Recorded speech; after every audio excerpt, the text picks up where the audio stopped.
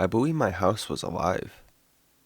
Yo, what's going on? It's someone that's someone, and welcome to Deliriant Week. This episode was sent in by Daniel. The drugs used, scopolamine, LSD, and tobacco, at a dose of 7 milligrams of scopolamine and 200 micrograms of LSD, the route of administration, orally, gender, male, age, 16, for his prior experience, psychedelics, and more, and the setting, at home. Okay, so welcome to the 4th episode in Deliriant Week 2021. We have a scope report, which it's always interesting to see how one of the main alkaloids of datura acts on its own. But not only that, Daniel decided to trip off acid with it, which made this quite the hallucinatory mix, and also not as deliriously heavy. But to keep this short, he trips alone at his house, and slowly but surely, his environment turns into a delirious funhouse. He doesn't note that he did take this over the counter, which scopolamine itself is only available over the counter as Travacom, from what I know, which if that is the case, he also had caffeine and diamond hydrogenate along with this. But it also could be he just got this piece of info incorrect and had a prescription version of it. Either way, this is quite the interesting trip. I'm sure you'll enjoy it, so without further ado, let's dive right into this. Scopolamine combined with LSD trip report. I experienced mild delirium and believed my house was alive. I took 7 milligrams of scopolamine and combined it with 200 micrograms of LSD. The resulting experience was weird and very spiritual. I have experience with psychs and have tried various different chemicals at different doses. I know some people just like hearing the crazy things people see, so I'll just list the best ones. I saw faces on my wall, which would mumble and mutter backhanded compliments. I also saw many sneering faces within the LSD, Aztec patterns. I saw an anorexic man dancing in my garden. He also banged on my window. I saw a gnome. I don't have a gnome. Tree leaves look like green hands.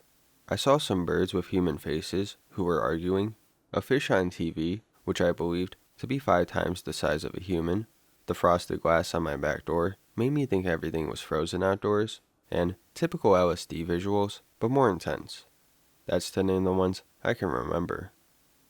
40 minutes after ingestion, I was watching the TV in my lounge when I see what looks to be an anorexic man dancing outside. It's dark, so I can't really see, and I just see a silhouette. He appears to be slowly dancing and is moving in a slow circle. It's very eerie and takes me a moment to realize it's just a small tree being blown around by the wind. I can definitely feel the LSD at this point, and I'm getting standard open-eye visuals, morphing, slight patterns, etc. The LSD is calming the trip down and combating the underlying sinister tone. After getting a drink, I sit back down to watch Blue Planet. I felt as if I was living the show and experiencing the whole thing firsthand. When the diver dived under icy water, I got chills down my back and felt as if I was going down with him. It was exhilarating, but also terrifying. I felt as if he was about to get grabbed and killed by a sea monster as he swam through the depths. At one point, it showed a rather intimidating fish up close, and I failed to realize it was up close and believed it was around 5 times the size of the diver. I was hooked. It was like watching the most intense horror movie of all time, and I got so immersed. I just wanted the diver to swim back up and get out of there. I believed he was in imminent danger. I believe the LSD allowed me to engage emotionally in the whole scenario, whereas the scopolamine allowed me to raise the stakes and confuse me into thinking he was in danger. At this point, I was very high and had forgotten the concept of watching TV and wasn't really sure what I was doing. I began to think my TV was just a window and was trying to figure out what was going on when I suddenly heard a bang on the window. I looked, and the anorexic man had his face pressed against it. The jump scare alone terrified me. When I looked closer, I saw there was no face, but just a gauge smudge on the window. There had definitely been a bang on the window, possibly a bird flying into it. At this point, I turned on my phone light and headed outside to have a cigarette. Yes, a real cigarette, not a phantom one, and show myself there was nothing outside. The frosted glass on my back door made me think everything outside was completely frozen, and I tried to think of a logical reason for everything being frozen. It took me forever to unlock my back door, and when I got outside, I couldn't even light the cig. The body load was like being very drunk, and I stumbled a lot. I projected my phone's light upwards, and all the tree leaves were green hands, and they were all sheltering me. It was very wholesome and psychedelic. I never felt closer to nature. Thinking back, it's a little creepy, but I enjoyed it at the time. Actually, thinking back, the whole trip was a little creepy. I looked up at my roof to see some birds with human faces, and they had twisted expressions. They were arguing about something, and I thought they represented bitterness. I proceeded to designate an emotion to every part of my garden before heading back inside. My trees were wiseness, rosebush was deception, etc. On my way back in, I thought I would look at my gnome to see if he would come alive, but he didn't, to my disappointment. He just grinned back at me. I don't even have a gnome. I must have stood in my garden for at least 30 minutes, just awestruck by how intricate nature is. The visuals at this point were overwhelming, with plants growing up taller and swaying side to side.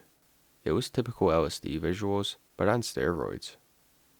Walking back through my hallway, faces in the wall began to all make backhanded compliments. I'm convinced that all my house is alive at this point. I'm experiencing ego death, and I'm trying to decide which room in the house likes me most, so I can go lie down in it. I decided to my bedroom after a questionably long debate in my head. I just sit back and enjoy the trip at this point. I'm exhausted and begin to realize how crazy the whole trip was, and I also began to realize how high I was. I slowly began to wind down, and I saw several small cats, which I don't own, roaming my bedroom, and a few more insane hallucinations. The next day, I felt I was in a dream, and took it easy with a day to myself. The trip taught me a lot about myself and was incredibly spiritual. At times, it was terrifying. I missed a lot out of this post, but at times, it was also incredibly euphoric and fun. If I could do it again, I would use less scopolamine and definitely do it in daylight. I can't believe scopolamine is over the counter. It's really wild. I also enjoy my garden a lot more after this trip, and I've realized I really like it. Deliriants get a bad rep, and I think that's justified. If you're going to try them, do your research. Make sure you are experienced with drugs. If you want to do datura, I recommend attaining scopolamine on its own instead. Expect to experience insanity and take the next day off, but under no circumstances, use deliriants as a substitute for tryptamines or mainstream drugs in general.